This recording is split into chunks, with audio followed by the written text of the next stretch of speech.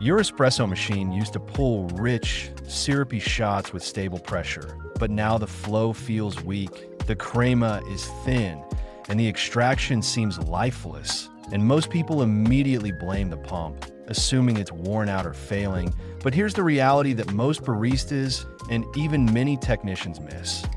Espresso machines don't actually create pressure on their own.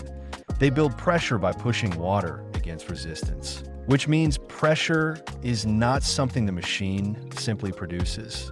It's something the entire system creates together. And the moment that balance is disrupted anywhere, whether it's inside the group head, the valves, the puck, or even the internal plumbing, the machine will behave like it has weak pressure even if the pump is perfectly fine. And this is where things get interesting, because one of the most common hidden causes is the overpressure valve, or OPV, which is designed to release excess pressure. But over time it can wear out, drift, or get scale.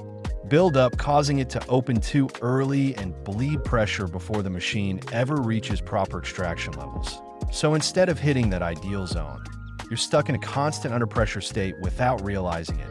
And another silent killer is internal leaks, which are much harder to detect because the machine might look completely normal from the outside, but inside, water is escaping through worn seals, loose fittings, or micro cracks, meaning part of the pressure you're generating never even reaches the coffee puck. It's like trying to inflate a tire with a tiny hole.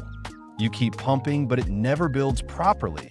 And then you have partial blockages caused by scale or debris, which create inconsistent flow paths. And instead of smooth pressure buildup, you get unstable behavior where the machine fluctuates between resistance and free flow.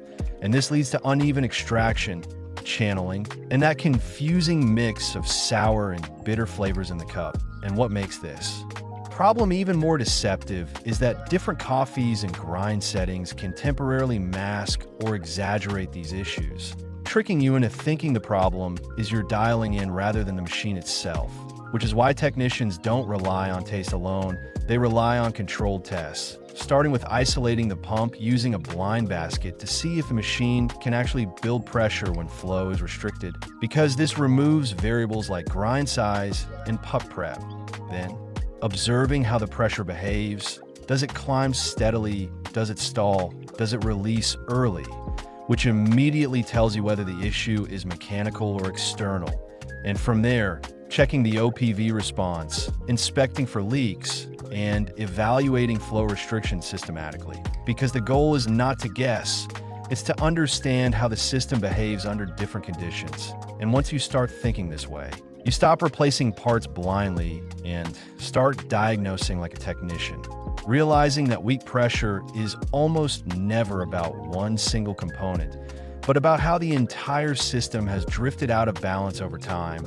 And that's the real reason your espresso machine feels like it's getting worse, even though nothing has officially broken. And if you want to learn the exact step-by-step diagnostic system that lets you identify these problems quickly and confidently without wasting time, money, or parts, check the BrewFix resources below, where everything is broken down into practical workflows you can apply immediately.